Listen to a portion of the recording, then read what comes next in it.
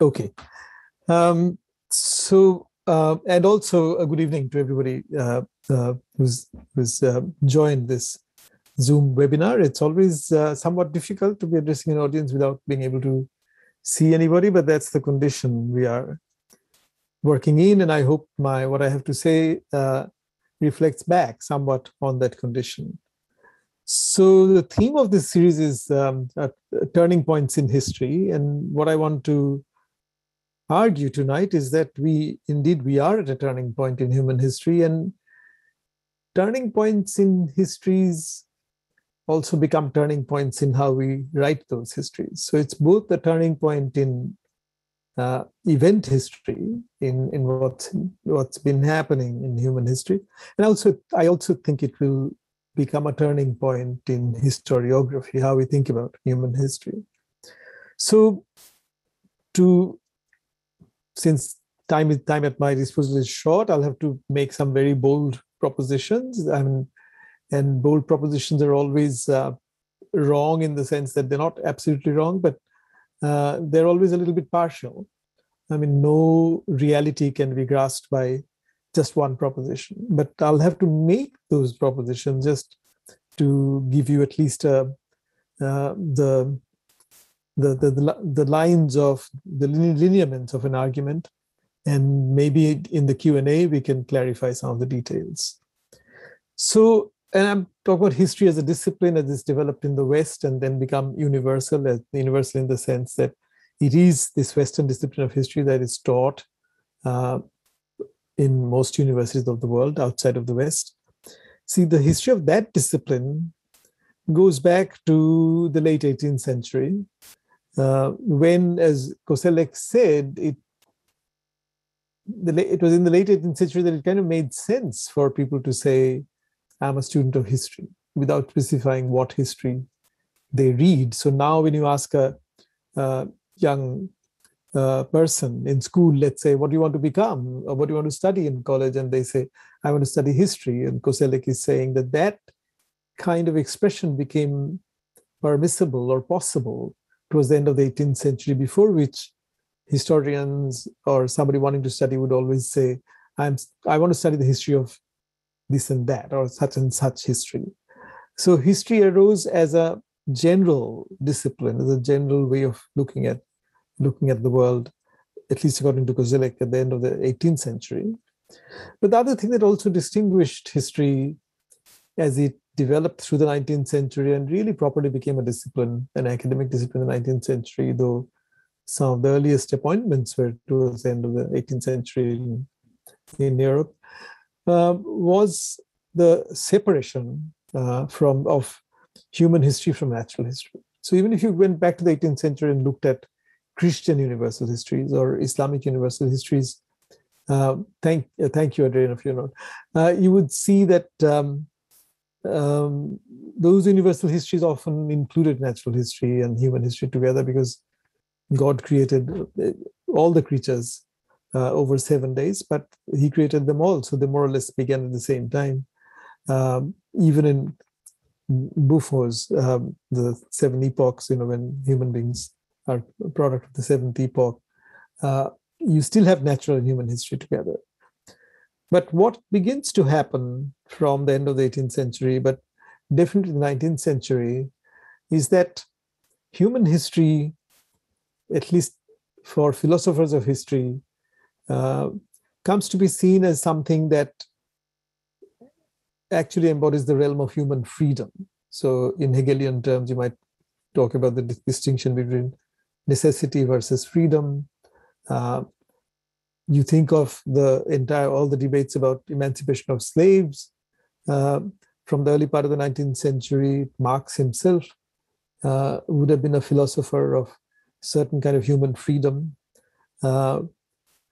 So the idea of freedom, the idea of being able to imagine freedom, emancipation, characterized, of course, the 19th century, so much so that the German historian Jürgen Osterhammel, in his tome on the 19th century, actually calls it the century of emancipation. And the theme carried over into the 20th century. So from the end of the Great War, the expression national liberation, again, liberation being a figure of freedom, became popular.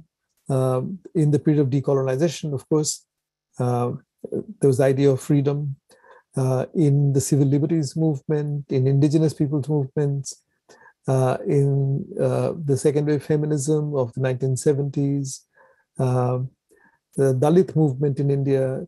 The theme of freedom became one of the most celebrated themes, one could say, in human history over the 19th and 20th centuries.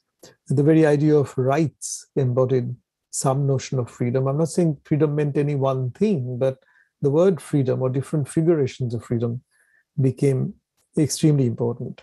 Many people summarize that by saying, by trying to point to what were the most important themes of freedom. So Hannah Arendt, in an essay that was published posthumously, spoke of the freedom from hunger and the freedom from the fear of white man, that is freedom from imperialism, were the two most important senses of freedom that affected a lot of the non-Western world and also the Western world. I mean, you have to remember that most people even in Europe, even when Europe had empires, went hungry. A lot of people did up to the 18th century. And then Immanuel Wallerstein, the sociologist, once said, well, there are two kinds of freedom that human history is about. One is the freedom to be free from oppression by other human beings. And the other was the freedom from thraldom to nature. That is freedom over nature, control of nature. And that's the other freedom.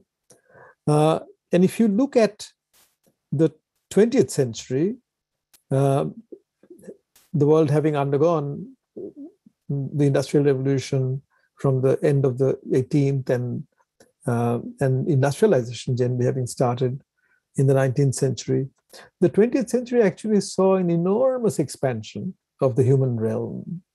And if we didn't have a problem like, environmental problem or climate change, we would have probably completely celebrated this story. I mean, in other words, if you didn't have the threat of a planetary environmental crisis or global warming, human history would very much look like what, let's say, the Harvard psychologist Steve Pinker makes of it, a story of continuous improvement in spite of all the problems of race and class and gender and sexuality that we talk about. But you can see that people have also become more aware of those things. They fight for their rights. So even when people actually don't have the freedoms, the very fact they crave them, they struggle for them, make them participants in that history which we narrativize, think about as the history of freedom. So just to give you some quick ideas about the expansion of the human realm, and it really, so over the 20th century, the key to this expansion was the wide-scale availability of electricity. And electricity became available because cheap and plentiful energy from fossil fuels, first coal, then oil and gas, became available. But as a result of which, I'll just quickly go through some figures just to give you a sense of the expansion. World population increased from 1.5 billion at the beginning of the 20th century, 1900, to 6 billions at the end of the 20th century. And now it's going on to about 8. Now, you have to remember that humans, Homo sapiens, are supposed to have existed for 300,000 years. So it took us almost that entire period to get to the figure 1 billion. And then, boom, we're 6. The world economy increased 15-fold. Energy use increased 13, 14-fold. Urban population increased 13 times. Industrial output increased 35 times. This is the 20th century figures. Energy use increased 12.5 times. Oil production increased 300 times. World water use increased 9 times. World fertilizer use increased 342 times. Fish catch increased 65 times. Organic chemical production increased 1,000 times. World car ownership increased 7,750 times. And the carbon dioxide in the atmosphere increased by about 30%.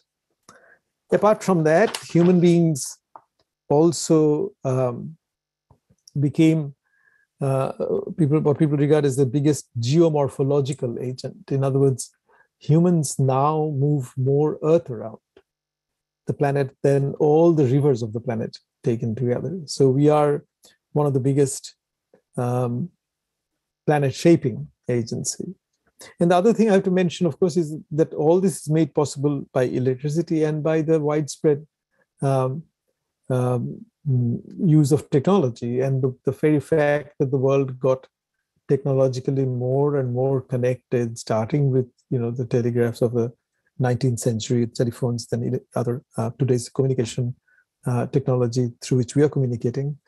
So much so that a geologist at Duke University called Peter Haff argues that you might actually imagine the Earth as having been made up of a lithosphere, the rocky surface over which soil forms, and which gives rise to the biosphere.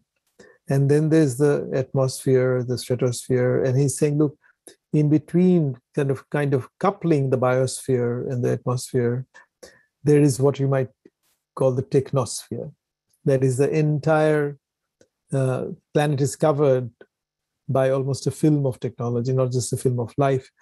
And his argument is that if you took this technology out, human population would collapse to 11 million.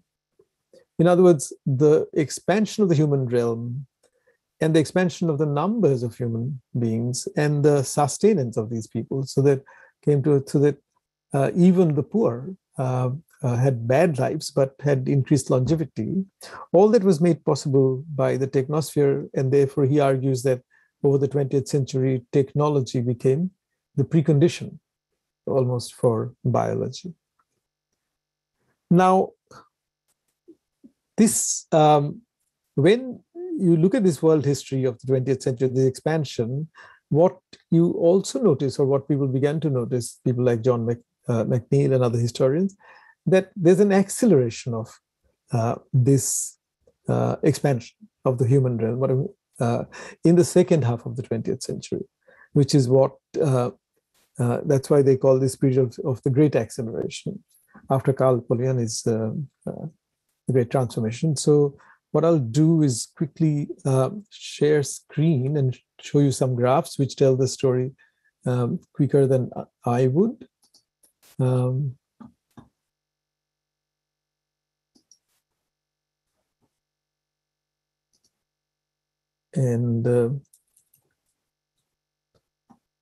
So these are called Great Acceleration graphs, and I hope you can see them now. So I'm taking this actually from Will Steffen and others. The authors included John McNeill, the historian, the environmental historian. And this was published in the Anthropocene Review in 2015. And basically, there are two sets of graphs. There's orange ones, and then I'll show you some blue ones. And if the dotted line, the vertical dotted line marks 1950, and the graphs end at 2000. And if you look at the figures for urban population, primary energy use, foreign direct investment, population growth, water use, you will see that everything goes up exponentially after 1950. And so this is why they call it the period of great acceleration. It's also, so there's some resolution of these graphs into the OECD countries, the BRIC countries, and others. So when you resolve these graphs, you see that the most of the growth actually took place in initially in the OECD countries because of the post-war reconstruction boom. And then, of course, you have the BRIC countries, and China is a major factor.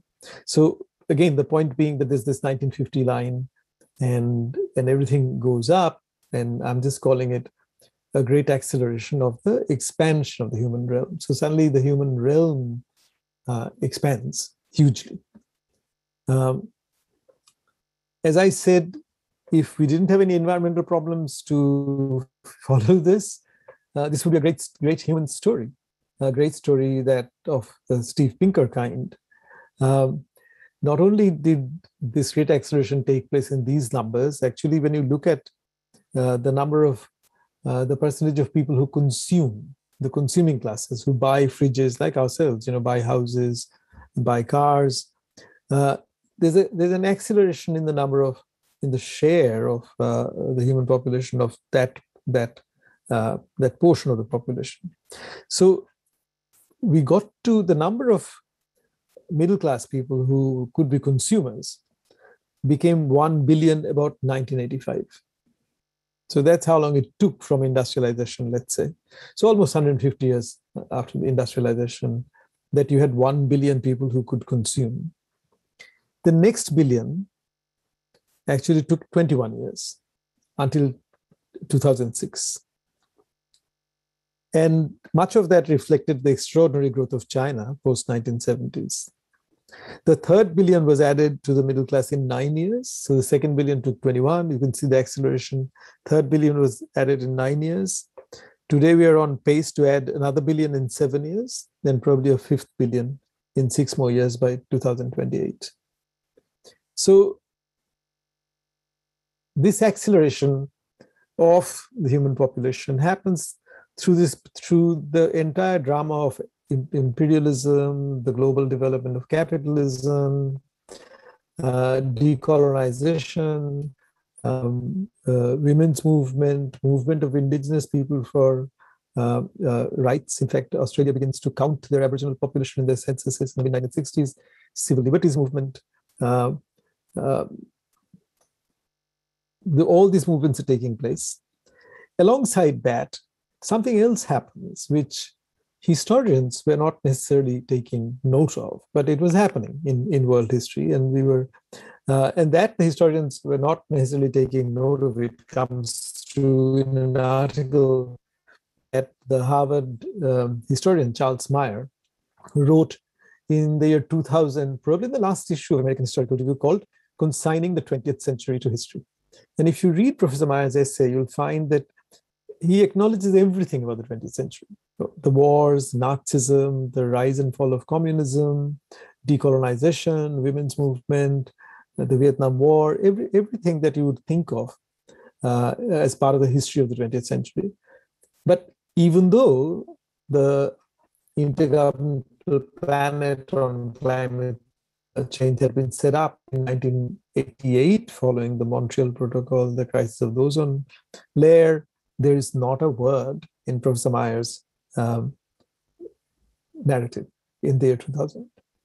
And why? Because there was an aspect of natural history related to this human history that somehow was being commented on by scientists. And humanist historians were not reading what scientists were telling in their language. But what they were telling was also a part of world history. And that goes back to the Cold War and its legacies. So one of the legacies of the Cold War was when the war ended, the Second World War ended, both the Soviet Union and the US were interested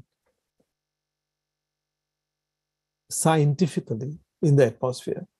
So the atmospheric sciences became very important, and for a few reasons. One, all of them, I think, related to the war, at least two. The first one was, of course, that even before the war and during the war, the Russians and the Americans had been trying to think about whether or not one could weaponize weather. Could you cause drought or floods in your enemy's territory? So the atmosphere was of strategic military interest. And therefore, cloud studies, studies of weather, climate studies, these were of strategic interest. The other reason was, of course, that these nations were also interested in monitoring the radioactive fallout of nuclear tests. The third reason was, of course, the interest not only in atmosphere, but also in space, because of the competition in space, which also was tied to military competition and the Cold War. And it's really out of that competition when Carl Sagan his unit in NASA was given the task of finding out if Mars could be one day inhabited by humans. And he hired a British chemist called James Lovelock, who worked in that unit from 1961 to about 66. It was really from the work that they did. Some fascinating propositions came out about history, but much longer term history, because these scientists were very interested in finding out if there had been life before in Mars. And what they were trying to do was to extrapolate from our planet, the Earth, extrapolate from their knowledge of life on this planet, history of life on this planet, to ask questions about what makes a planet habitable for simple and then complex multicellular life. So in planetary science, this is still called the habitability problem. How do you make a planet habitable? And what they discovered, well, they discovered many interesting things, but what they discovered was, one of the things they discovered was the role that life itself probably plays in the maintenance of life. So one example they gave was of the atmosphere, with which we can't survive. And because the atmosphere gives us oxygen that we need, without which we can't breathe, and we are oxygen breathing animals, which is why we have lungs, we're vulnerable to the coronavirus. But they discovered that all humans have nothing to do with the production of this atmosphere, while we need it absolutely as an essential ingredient for our life. And they also realized that because oxygen is a highly reactive gas, or sort of metaphorically a promiscuous gas, it mixes up with other things, that the atmosphere needs to be supplied constantly with new amounts of fresh oxygen for the oxygen to be maintained roughly at a level. It's now 21%, it varies, but roughly at a level that ensures that there's not so much oxygen that everything becomes inflammable, the forests burn out, or that oxygen breathing animals or oxygen eating plants, they'll choke to death. And they realized that since humans don't help the atmosphere with getting the fresh oxygen, they asked who does, and then they realized that it's really forms of life that we consider very inferior forms of life, inferior to humans, that play the critical role in supplying the atmosphere with fresh oxygen. Then these are bacteria, fungi, phytoplankton in the seas, and plants, of course. And they also realized that these small so-called inferior forms of life have been doing this for a very, very, very long period. So by their counting, they call this the modern atmosphere of the Earth, that this has been maintained for almost 400 million years, or 375 million years. So once they understood that, in their discussion, often Lovelock would say, make Mars habitable for bacteria, because then the rest would follow. The bacteria are the microbial forms of life, are the basis of life. And in that sense, when they asked this question about life, another question came up, which was a comparative question. The question was, why is the Earth so ideally suited to host life, in spite of there having been 5 great extinctions? Why is Mars so cold that it can't host life? And why is Venus so hot? And another person who is now regarded as almost the godfather of the science of global warming in America, and the person who actually broke the news to the US politicians in 1988, is Jim Hansen, who also worked for NASA and was the head of the Goddard Center, but whose specialty was Venus. So Carl Sagan's people were studying Mars, Hansen was studying Venus, and out of this comparative planetology, they developed a perspective on human history which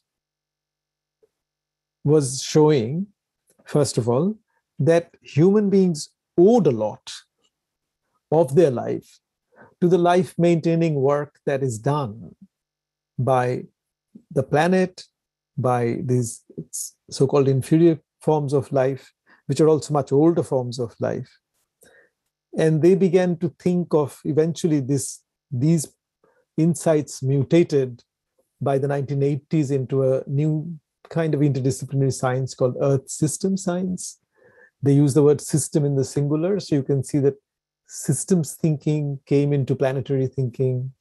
And but they were basically saying that for a planet to have life in the way that Earth does, its geology and biology can't be separated. So they talk about the geobiological history of the planet, but the planet itself they think of as what they call Earth system. In other words, a sort of entity in which there are many interconnected processes that connect up geology with biology and that eventually create a life-supporting system.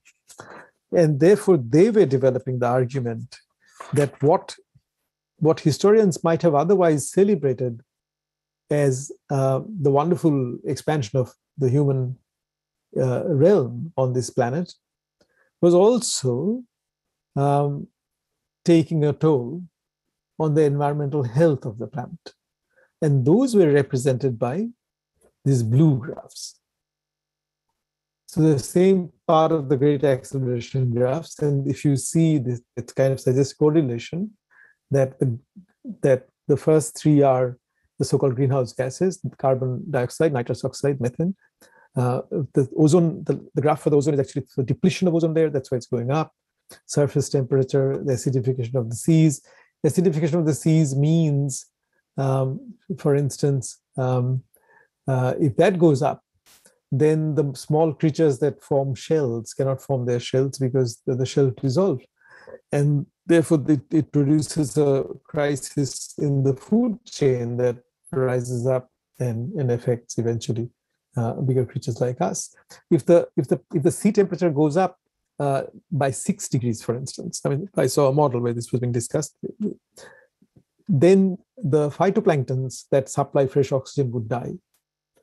And a big source of supply of fresh oxygen would be shut down with obvious effects on our lives.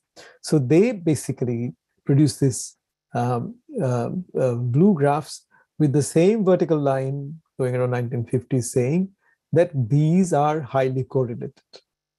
So that the kind of the Charles Myers story of only looking at human history on its own terms was not looking viable.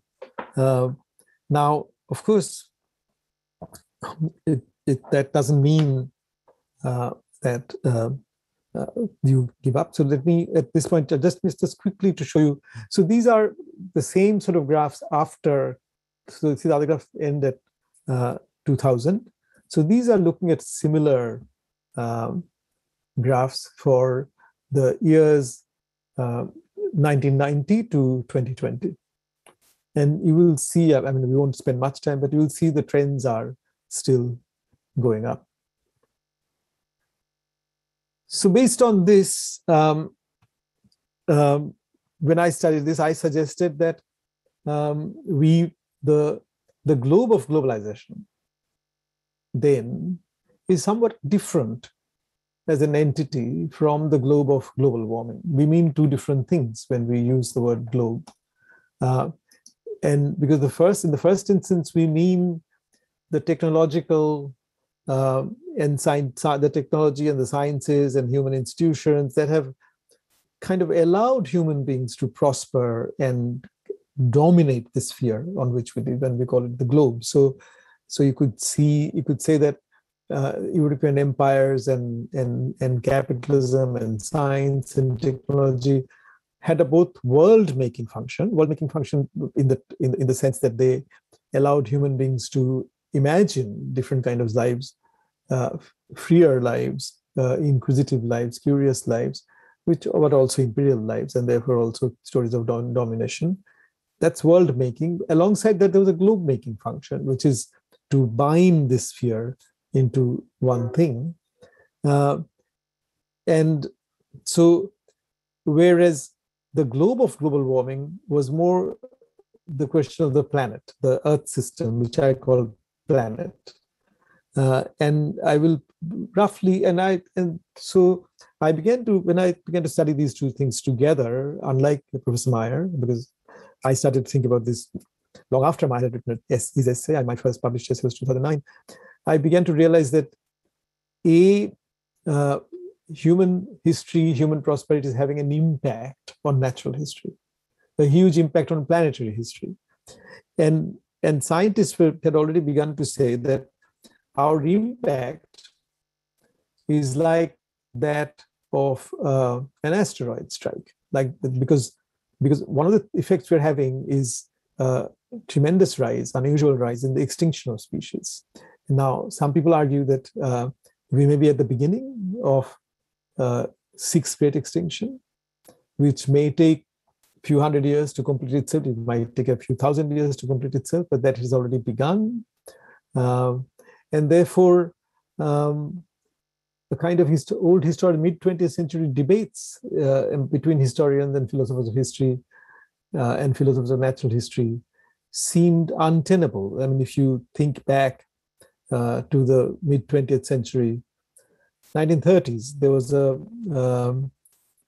was an Australian philosopher at Oxford called Samuel Alexander, who wrote a very interesting essay in 1936 in a book published in the honor of the German philosopher Cassirer, the essay was called The Historicity of Things.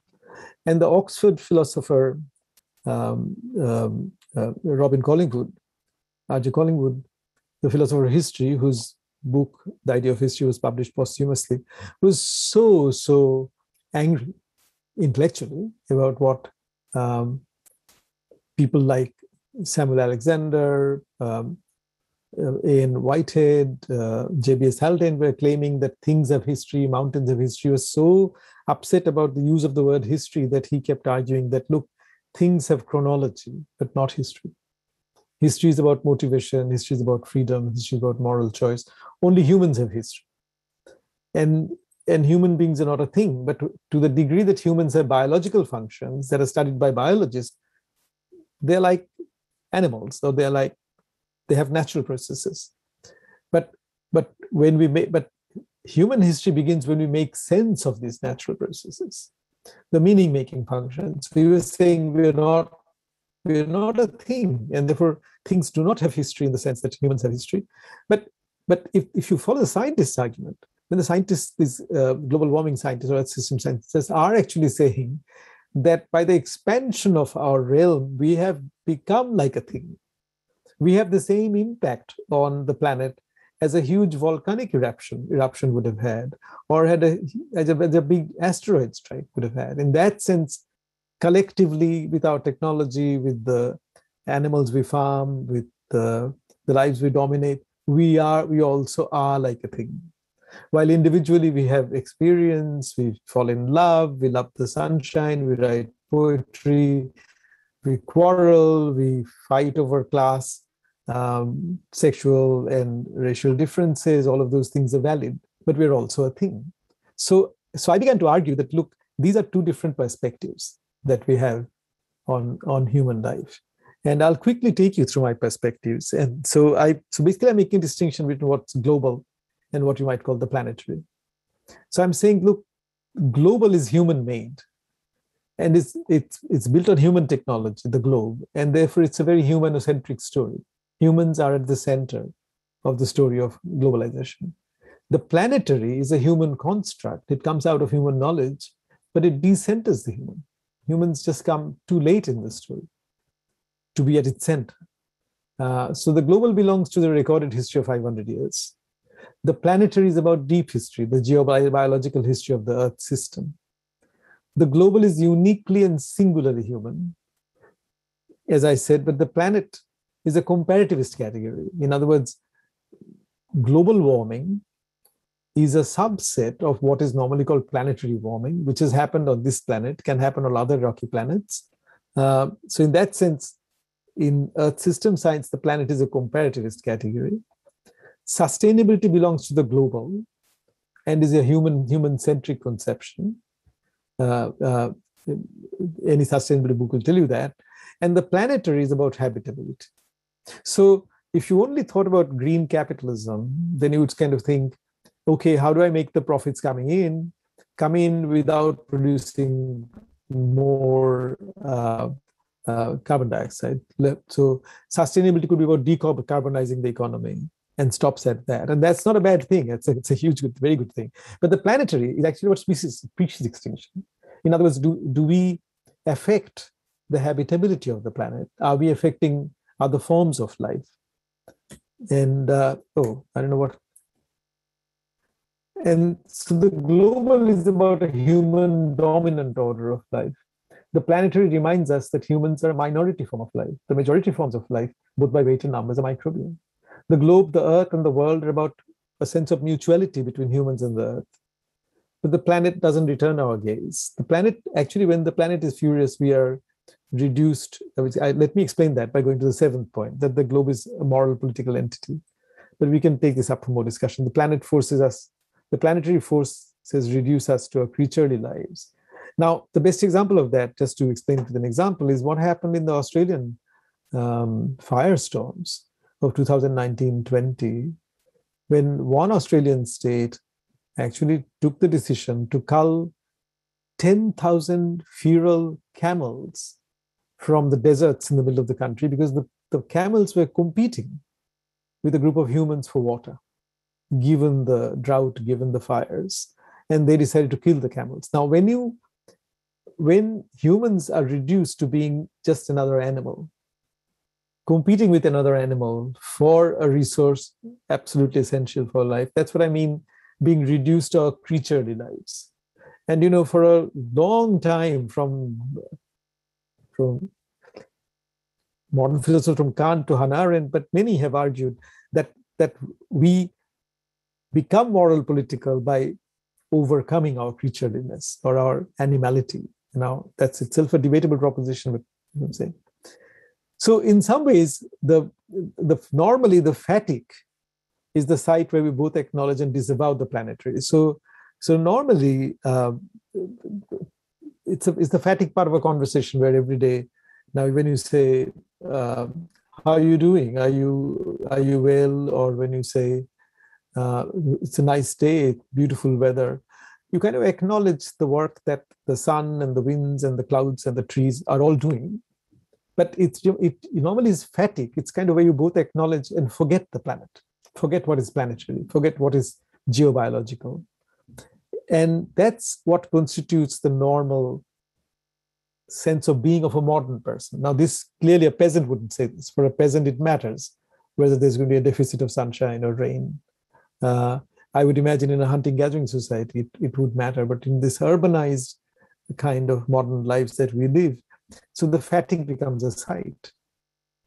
And now I end by talking about the pandemic, because the pandemic shows that there's been a breakdown of our capacity to contain the planetary in the fatigue. And I'll stop sharing my slides now. And okay, so just to end up then, let me make a couple of points. So the pandemic that we are in the middle of can also be seen as part of the Great Acceleration. In fact, Anthony Fauci and his colleague David Morans and others, many other people have argued in a series of books and papers that when you look at the incidence of pandemics or potential pandemics in the last 17 years or 20 years, you will find that they've come much, much, much more frequently than they ever have in human history. Now, humans have been subject to epidemics and pandemics, and particularly to spillovers of bacteria and viruses from animals to us, from the beginning of the time when we started agriculture and started the process of domestication of animals started. And virologists say that it took us almost like 5,000 years to come to terms, to come to some sort of equilibrium with these new viruses and bacteria we got from animals. The viruses and bacteria that switch hosts and cause infectious diseases produce these diseases are clubbed under the category zoonotic diseases. So surveys show that 70% of the newly emergent infectious diseases of the last 20 years have been zoonotic diseases. So they've happened because viruses and bacteria have been switching from animal bodies to human bodies. And the United Nations literature, the Wildlife Fund's literature, Anthony Fauci's own academic writings make it very, very clear that one of the key reasons for this rise in zoonotic diseases is the destruction of forests. Now, I read an article in Nature that if we destroy 25% of the existing forest cover, we'll be in trouble. We are somewhere near 17. But they argue that as we destroy forests and we destroy wildlife habitat, we force wildlife to come close to us. Sometimes it's mediated through other animals. There are also other complex things going into it. As human beings become more prosperous, the demand for protein goes up. As we build roads through forests in Africa, people have studied how hunting patterns change. People have studied how even animal habitats get fragmented, which makes those animals more vulnerable to infection, to the conveyor of diseases. And the coronavirus, they point out, is a virus that has lived in mammalian guts, probably guts of bats. Bats are a very old species, 50 million years old. Coronavirus have come through a series of mammalian guts, and they are in a way pre-adapted for our cells. And what you discover when you look at the pandemic, and I'll close by saying this. I've got 2 minutes, about 3 minutes left of 45 minutes. So what you discover is that on the one hand, the pandemic in human political terms give rise to political questions, even questions of sovereignty. So there have been very interesting debates about whether or not pandemics should be globally controlled, and whether or not nation states should be asked to cede some of their power so that we can set up commando type forces for dealing with pandemics wherever they break out and right when they break out anywhere. Because the argument is that human beings will not necessarily shrink this realm. The realm will keep expanding, but we have to be more proactive in dealing with pandemics. But the other fascinating, so in our human world, it produces political questions about distribution of vaccines, access to vaccines. Do poor countries have access to vaccines? And in many countries, political fortunes will depend on how governments have managed vaccinations. But also debates about the debates in which the anti-vaxxers take part. The human pluriverse becomes visible. But the other fascinating thing that's happening right in front of our eyes, in which we are participating, is the history of evolution. Now, when we speak of the Delta variant, we are actually speaking of biological evolution, because viruses and bacteria individually have such very short lifespans that they evolve biologically. So these variants we're talking about are actually the way in which the virus, which has now become global because of human numbers and human mobility and our global lives, is also mutating. And that actually shows that human beings are not outside of a more Darwinian history of life. I mean, Darwin updated, of course, but a more, broadly speaking, more Darwinian history of life. So to conclude, let me say why we are at a turning point in human history. First of all, as I said, the entire debate about the separation of natural history and human history is at a turning point, because while human beings have experience of not being things, we don't experience ourselves as things. We make a distinction between a hammer and ourselves. We are creatures with intention, with motivation, the point that Collingwood was making. There is another level of our existence that the scientists study, on which we in effect are like a thing, even without intending to be so. And that means the writing of history will also have to change, because historians like myself are not necessarily equipped to do the kind of research that scientists do and debate among themselves. But their findings are giving us a new perspective on human history. And I personally feel that going forward, humanist historians like myself will try to engage with the sciences. And the scientists will also have to engage with us, because we are facing problems which are both scientific and moral at the same time. They're scientific, but they bear on questions of human justice. So it's not like the questions that humanist historians raise about race or gender. The gender question is absolutely critical in the way that the impacts fall, or the rich-poor differences. Those questions don't go away. They remain very important.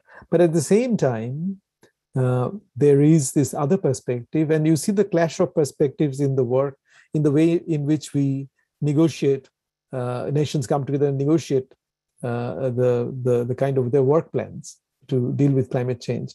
So if you look at the scientists who think of this planet as one system, and carbon dioxide or the greenhouse gases affecting this system, they would give what I call definite calendars of action. They would say, if you don't kind of stop producing carbon dioxide by such and such time, you'll have these kind of consequences.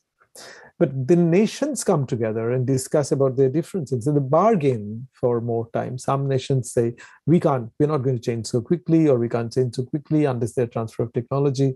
So in some ways, the Collingwoodian history goes on, while the scientists are also telling us of another way of looking at the same history. And I feel that going forward, we can't avoid the two perspectives that are present to us now and that were not present to Professor Meyer when he wrote that article called Consigning the 20th Century History in the year 2000. Okay, thank you very much for your patience. I'll finish there. And if you have any questions, I'd be very happy to discuss them. Thank you.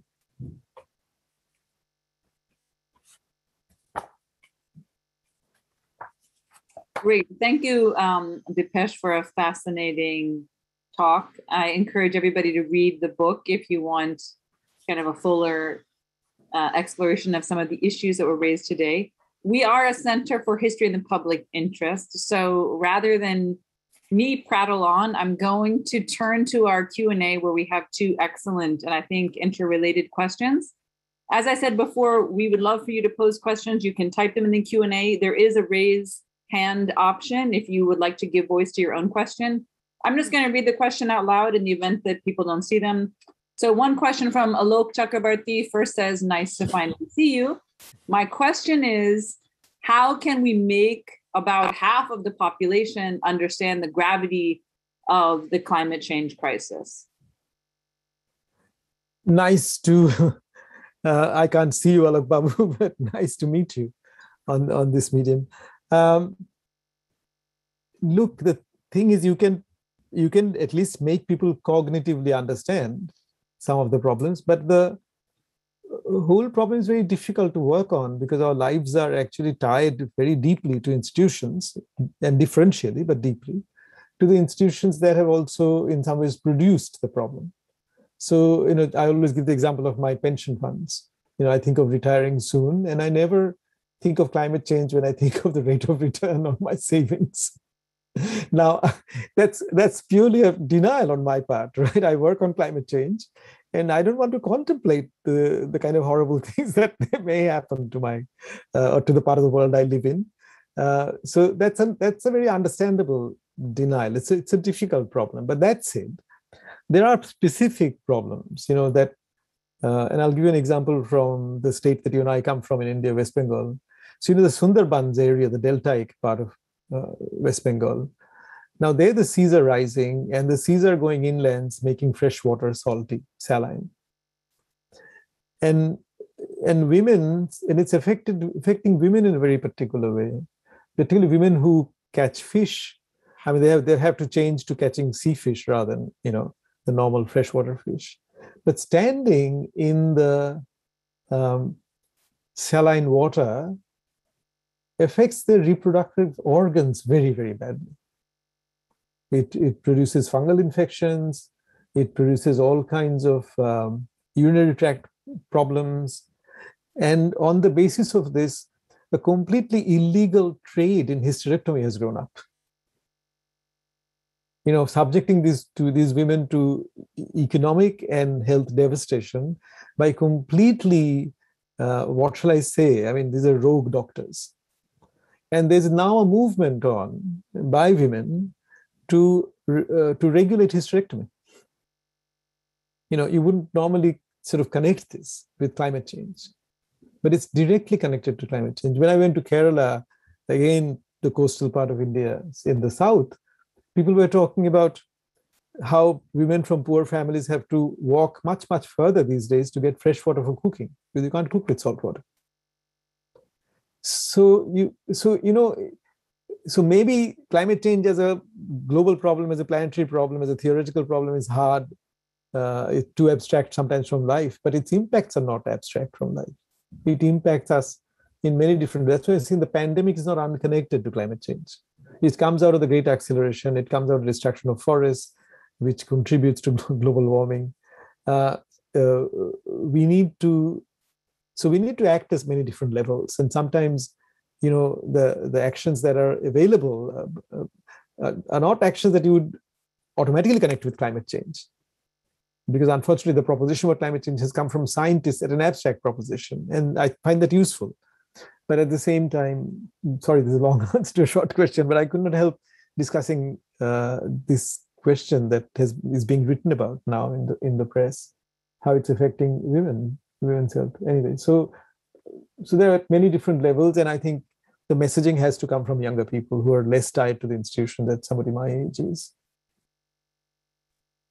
Excellent. So we have another question, Nick Johnson, who says, this understanding is very important. However, without action, we seem doomed.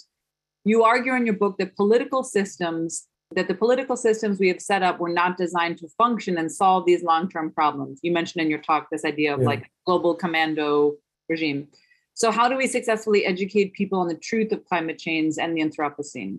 Which I don't know, you may want to kind of explain. Members in our audience may not have heard what the Anthropocene is. Okay, so maybe I think if you think it's a good idea, I'll just quickly say that so the Anthropocene is basically the idea that humans have had such an impact on the planet that if geologists from the future were to come to this planet after humans were gone, they would be able to tell that there were some special creatures that actually changed the geological history of the planet. So the geologists are kind of doing a thought experiment or mental experiment of actually being the future geologist today and reading the evidence in the strata to say, we have exited the Holocene, that is the geological epoch that began when the Ice Age ended about 12,000 years ago. Now, this has been debated a lot, and frankly, if there is a species extinctions and there are still a few geologists around, after they will actually want to, by their own scale of periodization, they would want to upgrade the label to an Anthropozoic era, not an Anthropocene epoch. But it's given rise to a lot of debate, because people are saying it's capitalism that done that, so it should be called Capitalocene, Plantationocene, so not formalized yet. So to go back to this question, how do we convince human beings? Well, there's no guarantee that human beings will all be convinced. I mean, I take some hope from the fact that human beings are a learning species. We make mistakes, we suffer, but we learn. But whether we'll learn in time to actually avert a lot of disasters, nobody can say. I mean, look at the pandemic and look at the number of people for all sorts of reasons who resist the vaccine. And you will see it's not easy. I can't imagine humans all agreeing to one argument. But I mean, even to that point, I think that I think it's very fascinating. I'm just jumping in. I know we have other questions, but you refer to the so-called inferior life forms as being absolutely central. So it seems like part of the problem is a problem of knowledge. And you talk about this in your book, going back to the Enlightenment and the way in which knowledge is structured and this notion of superior and inferior life forms, which is, I think, where this becomes not only a scientific problem, but a problem for the humanity. Right, sure, and an ethical problem. And honestly, I mean, look, if I have told the human story in terms of a story of escalation of the human realm, I mean, the obvious solution is to de-escalate, right? An obvious solution is not to give up on freedoms, but exercise them in such a way that we don't have to destroy forests and destroy the habitat for other animals. We don't claim this planet only for ourselves.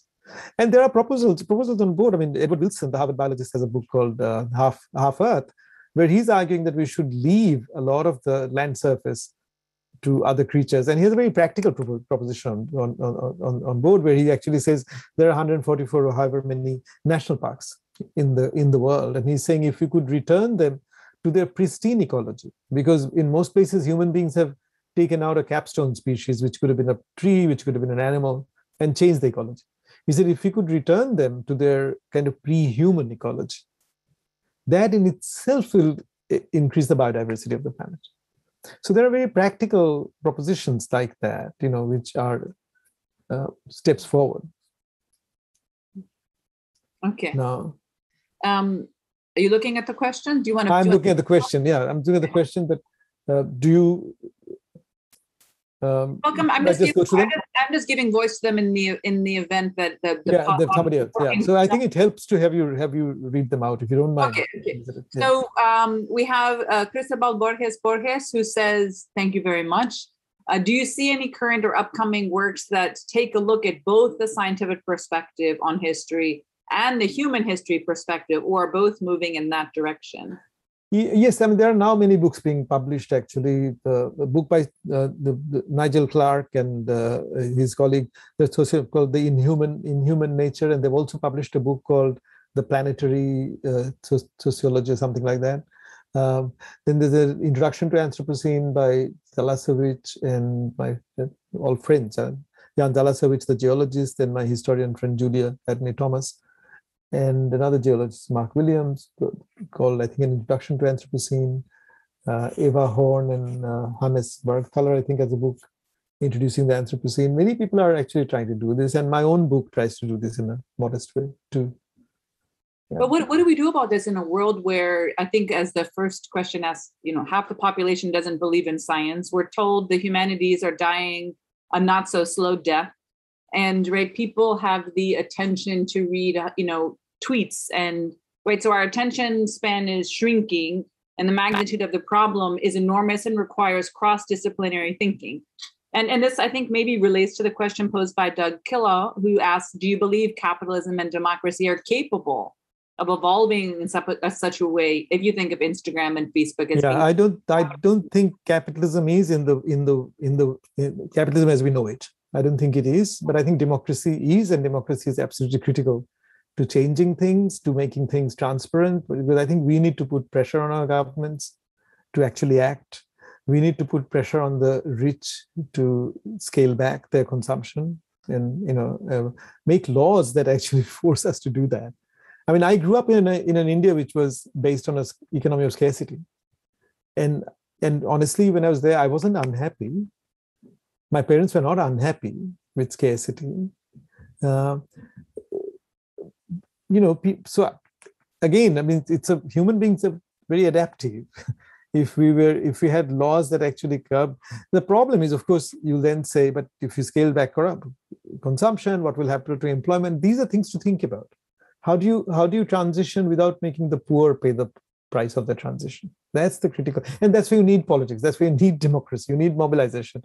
You need pressure on government. So I think politics is absolutely critical to changing all that. And a question's coming from Inga Saffron, who I think is picking up on this theme. Thanks for framing these issues in this context. What do you think of carbon pricing in terms of effectiveness, and how do you think such a system would impact less developed countries? And you do talk about that quite a bit in your book about environmental colonialism. them and right. Anything that helps to decarbonize is good. So whether it's carbon pricing, tax, or even the nationally determined contributions that the COP15 produced. Any positive step is good, but if you think of extinction of species, then you realize the problem is not just decarbonizing. The problem is also to do with consumption. The problem is also to do with human habitations. The problem is also to do with human numbers. Fortunately, human fertility is declining, but whether it'll, again, we still will add couple more billions to where we are at least by the end of the century, even though the rate is declining. That's one. I often say that if you give, I don't have to say this, Amartya Sen and others have showed this, that if you give women more power, they will have fewer children. And therefore, empowerment of women, so I sometimes jokingly say that the female pelvis now has a planetary significance, more than the male pelvis does. And therefore, giving women more power, that's one area where what we need to do for the planet actually comes together nicely with what we can do in personal lives and in politics. Interesting. Okay, so we have Monica Green, who's saying in both climate history and to a lesser extent disease history, there is already an alliance between humanists, text-based historians, and scientists. The immediate benefit is seeing with greater clarity the exact behaviors of humans that have produced climate or zoonotic effects. Do you see that as the goal of such history, or does it lie in something else? And I think also I'd love to bring, I think there was a graduate student who asked a question of, what do you recommend to historians beginning their careers? How should they change the way they perceive historiography? That's, this is a great question. We are actually doing this with students, and we are together working through this problem, because none of us come to the problem prepared. The professors don't. We are teaching ourselves, and students are learning. And sometimes, so let me give you a concrete example. So we had this wonderful student who graduated this year who actually worked on epidemics in the British Empire and on, I think, Mumbai, Belfast, and Melbourne. And she actually took a year off and did a course in public health and trained herself more with the technical side of the language than we knew. And, these are, I think it's a wonderful situation where we convince our students from our own experience, our own writing, that there's a need to enlarge the vision, even if we don't have always the requisite skills, but need to enlarge our perspectives. And then it's amazing to see students actually not only enlarging their perspective, but actually trying to see if they can acquire new skills. And they're young enough to learn them. My vision one day is for there to be actually some thesis being done in history departments which do this deep history and our humanist history together. Yeah. But it'll take some generational change. My generation, we just kind of awoke to the shock of this recognition that the Collingwoodian position wasn't good enough. And my book itself is a response to that shock, and I was trying to treat myself out of the shock. I think your book is a real revelation to the extent that, you're holding yourself accountable. Your book tells a historiography that traces the arc of your own personal life and development as a historian. And the way you talk about, right, the historians working on what seem to be the critical issues: anti-racist history, women's history, gender history, queer history, post-colonial history. All the while, this blind eye was kind of turned towards the biggest issue of the time. I personally am wondering, how do you explain that? How do you explain the blind eye? Why was there this blind eye? You give it in 1988. Gayatri Spivak publishes "Can the Subaltern Speak?" It makes a huge splash. But meanwhile, 1988, you also have Jane Hansen. Yeah. Breaking up bigger news in many ways. Exactly. Well, I actually think I don't have a definite answer. This is a question that we have to ask ourselves. But this, I think you will probably agree with when I say this, that the 60s, 70s, 80s, 90s were heady with dreams of freedom. Think of Foucault writing his introduction to Deleuze and Guattari is Anti-Oedipus, right? Where he actually says that the work they're doing, himself, Deleuze and Guattari, in post-structuralism, deconstruction, was working in aid of what he, if I don't misremember it, the expression was an anti-fascist way of life. So they were trying to fight fascism in the molecular spaces of life, right? And so these were dreams of freedom. So I think what happens is that on the whole, the prosperity, the post-war prosperity of the world and the possibility of prosperity, the rising of aspirations, aspirational China, aspirational India, makes fire these dreams that we can have more freedoms, and they create a certain kind of democracy. They don't always contribute to democratic deliberations because social technology comes and kind of muddies that field, but there's definitely democratic aspirations to justice, to freedom. So these were very heady, and then when somebody wants to spoil the party by saying, hey, there's also this story, you get stonewalled. And most of my South Asianist friends, deep friends, stonewalled me. And one of them actually said to me, your work on climate change doesn't speak to me. And this is somebody I love, somebody whom I think of as a very deep and close friend, right? And I think that's because subaltern studies, Gayatri, all of that was extremely heady, as it should have been if this crisis was not happening. So now to be told that we have to scale back, we have to degrow, we have to converge, people hear it as yet another first world conspiracy to kind of keep the third world under, subordinated. Though actually, as we all know, if China becomes rich, other richer countries become richer. It's not like capitalism does not want to see the whole world as capitalist. It wants working class. Anyway, so the answer is, I think it was really very heady.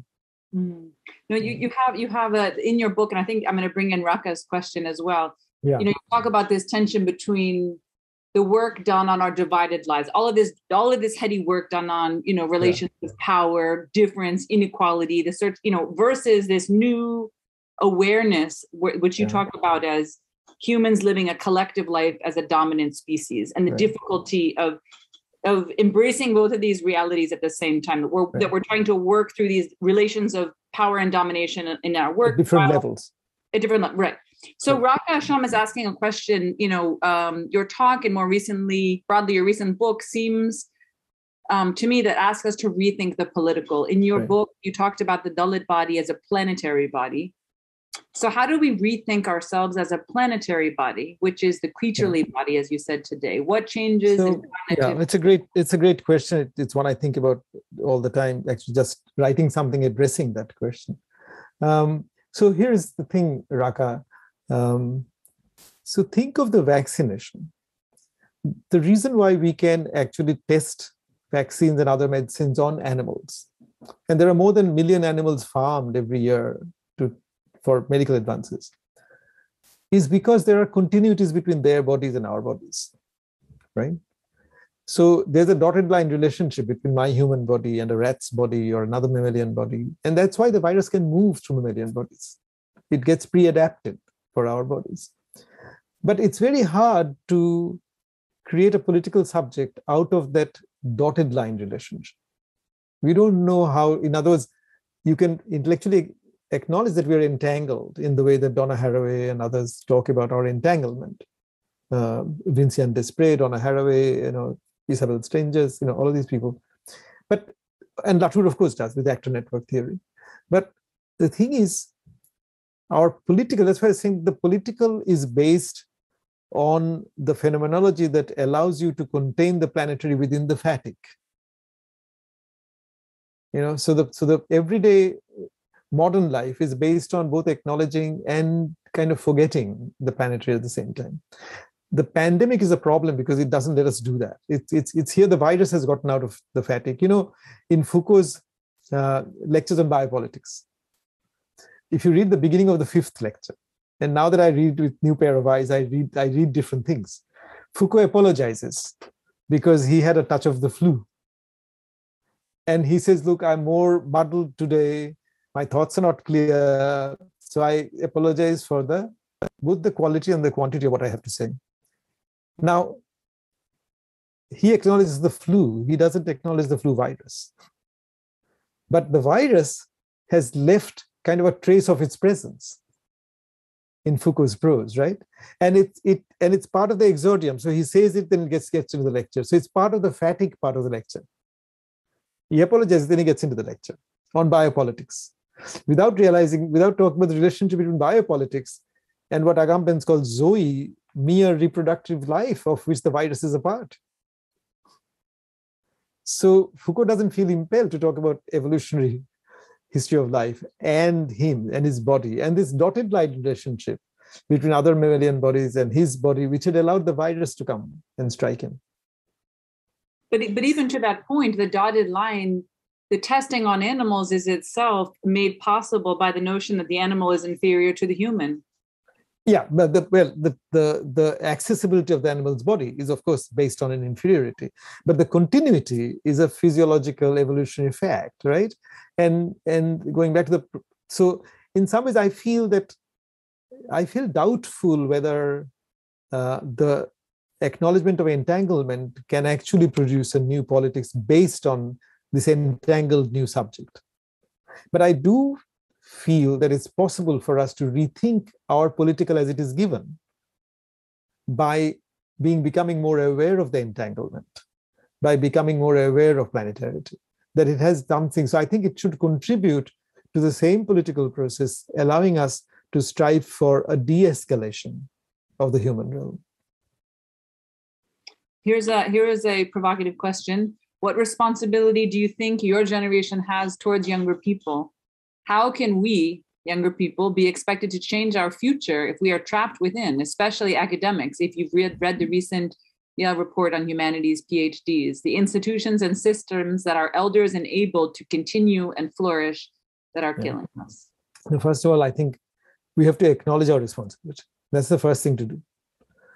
We teach younger people, and there we have a slightly different role, which is to make, to the degree that we can, imagine the lives of younger people in the future, which they haven't lived, we haven't lived either, and we may not be able there to see those lives, but to enable them to imagine that life and work for that life with the awareness that is emerging today.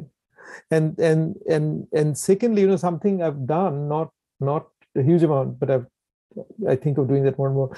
So in India, since I head up the University of Chicago's center in Delhi, I have done programs with school children on climate change. I've taken colleagues from here to there to talk about climate change, and we worked with students from 21 or 22 high schools in India. And one fascinating question that a young student asked was, and he said, we understand all this, but how do I stop my father from buying a bigger car when a bigger car is a marker of a higher status?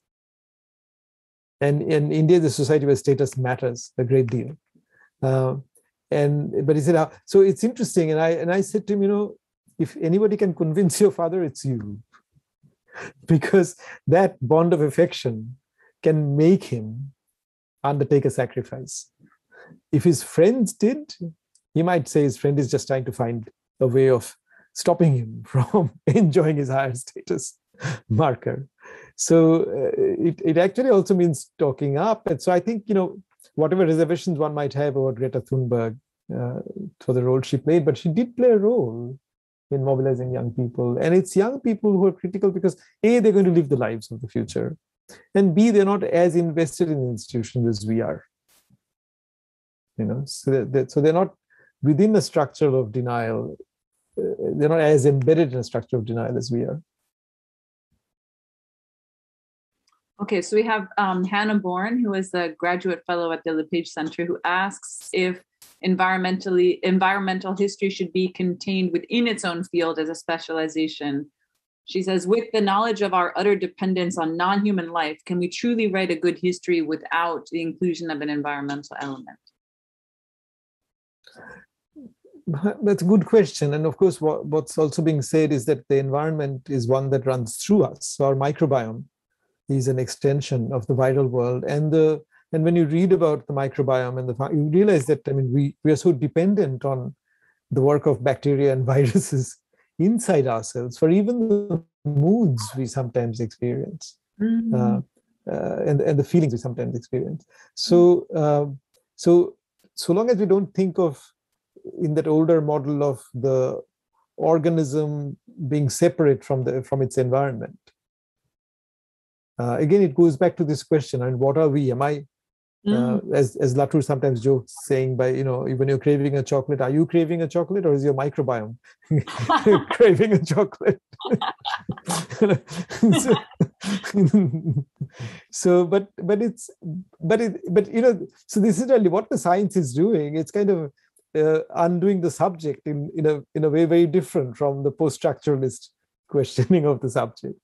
Yeah, going back to that artificial separation between this notion of a human history as something distinct from a natural history. But at the same time, I do think that humans have phenomenology. We have a particular way of experiencing the world. Our experience is really limited, but that is the experience we have. And I mean, I can't deny the person in front of me. I can't, if a student comes distressed, then I respond to that distress, and we do. And I don't think we don't have to give up on being human in the way that we are, but also use this perspective, this knowledge to change our politics, to reduce our claim on the biosphere. Okay, well, I see we have two more questions. Sure. We tend to be very strict on time. Do you have another minute or two in you? Sure. Yeah. No, okay. I do. I mean, they're good questions, and I learned from them. So great. So, by my colleague Paul Rozier, who is actually going to be moderating a roundtable in 2 weeks on Indigenous perspectives on climate change, right, asks about your pension plan. And in relation to that, how have businesses responded in meaningful ways beyond greenwashing or green capitalism, as you call it, that can encourage wider acceptance of climate change as a reality? This is again a good question, and I've just begun to ask my investment advisor about these questions. Sort of what kind of, how is climate impacting that world? I don't see, to be very honest with you, I don't see a huge impact yet.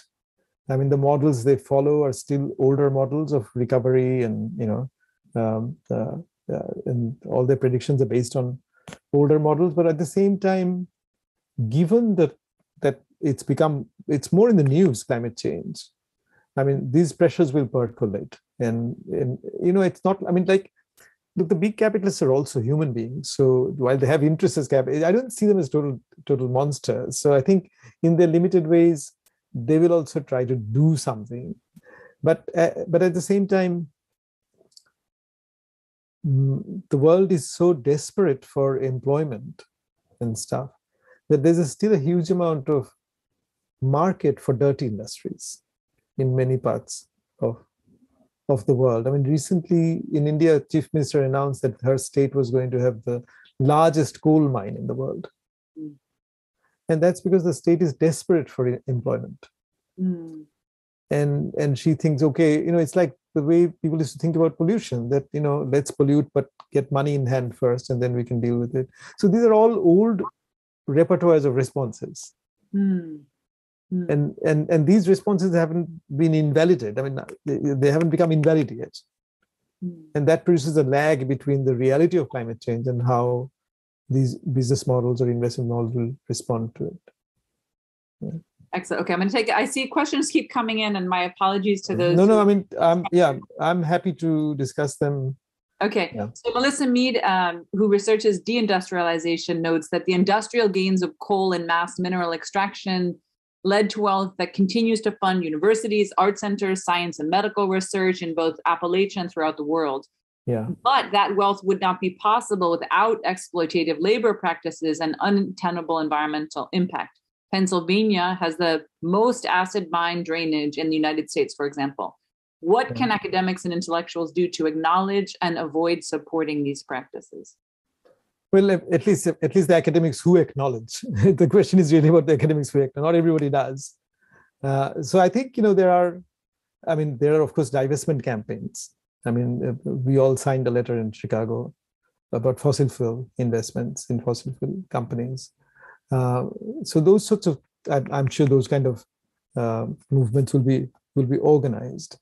But also, I think one of the things that academics do, being academics, is to message. And I think messaging is so important, even if people don't accept you and want to listen. I think want to hear you. The messaging is extremely important. Okay, well, I want to thank you, Professor Chakrabarty, for an inspiring talk. I encourage everybody again to read this incredible book. We put, I think Andrena put a link in the chat. I want to thank Professor Lindenmayer for her kind introductory remarks, and our co-sponsors at Villanova, the Center for Irish Studies, the Center for Arab and Islamic Studies, the Department of Geography and the Environment. I will very much look forward to seeing all of you 2 weeks from tonight, same time and place, as it were, right here on Zoom, 6 p.m. on September 22nd. We are going to do a roundtable on Indigenous perspectives on climate change. We look forward to seeing you all then. Okay. And thank you, Elizabeth. Thank you, Adrena, and thank you all the people who came to hear me, and for all the questions and the comments you put there. They're all very encouraging, and I thank you sincerely for all of those interventions. Yeah, thank you, Elizabeth. Thank you. Okay, good night, everybody. Yeah, good night. Yeah, bye. Take care and stay well.